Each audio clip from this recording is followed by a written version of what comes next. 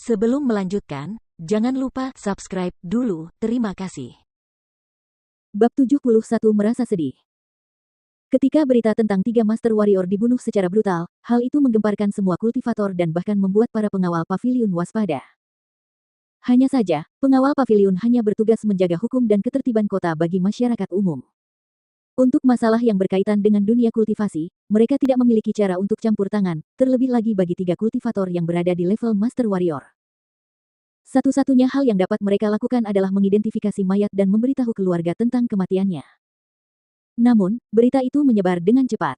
Bagaimanapun, kematian 3 Master Warrior di kota itu bukanlah masalah kecil. Mengenai hal-hal ini, Feng Jiu tidak mempedulikannya dan begitu dia kembali ke pelatarannya, dia memasuki ruangnya sendiri dan mulai berkultivasi.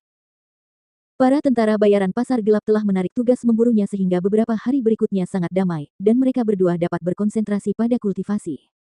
Beberapa hari kemudian, Guan Xilin masuk dengan lesu setelah kembali dari pasar setelah membeli beberapa makanan. Kakak, Feng Jiu merasa ada yang tidak beres saat melihat ekspresi sedihnya. Setelah memanggilnya, dia tetap tidak menjawab. Kakak, panggilnya lagi dan akhirnya dia sadar. Oh, Jiu kecil, kau memanggilku. Setelah beberapa saat menenangkan perasaannya, barulah dia tersenyum lemah, tetapi yang tidak dia ketahui adalah bahwa senyum itu terlihat sangat dipaksakan. Apa yang terjadi padamu? Apa terjadi sesuatu? Dia berjalan ke arahnya dan bertanya dengan penuh kekhawatiran. Guan Xilin menundukkan kepalanya dalam diam, menahan pikirannya. Ada sesuatu yang tidak ingin kau ceritakan padaku. Kalau begitu tidak apa-apa, aku tidak akan bertanya lebih jauh. Mendengar ini, dia buru-buru mendongak dengan bingung dan dengan cepat menyela, tidak, bukan Jiu kecil itu.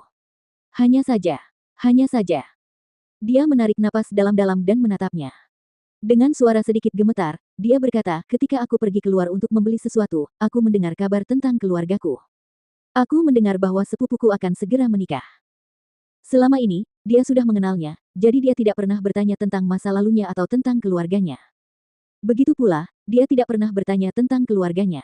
Ini adalah pertama kalinya dia mendengar dia menyebut-nyebut tentang keluarganya. Apakah kamu ingin kembali dan menghadiri pesta pernikahan itu? Tangannya dengan lembut menyentuh pinggangnya di mana lukanya sedang dalam proses penyembuhan dan dia memiliki tatapan sedih saat dia berbicara dengan penuh nostalgia. Jiu kecil, tahukah kamu? Sejak usia 6 tahun, aku dibesarkan oleh pamanku dan telah berkultivasi dengan sepupuku sejak saat itu. Meskipun kami tidak memiliki orang tua yang sama, namun aku selalu menghormatinya dan selalu menganggapnya sebagai kakakku sendiri. Tidak pernah terpikir olehku bahwa dialah pelaku yang tiba-tiba menusukku dari belakang. Jika bukan karena anugerah penyelamatmu, kurasa aku sudah mati. Aku selalu ingin tahu mengapa dia ingin membunuhku, tetapi begitu aku mendengar beritanya, aku tahu itu karena dia. Dia. Feng Jiu tertegun. Yah, wanita yang akan dinikahinya adalah nona muda ketiga dari keluarga He Xinya. Dia adalah tunangan yang telah ditetapkan ayah untukku.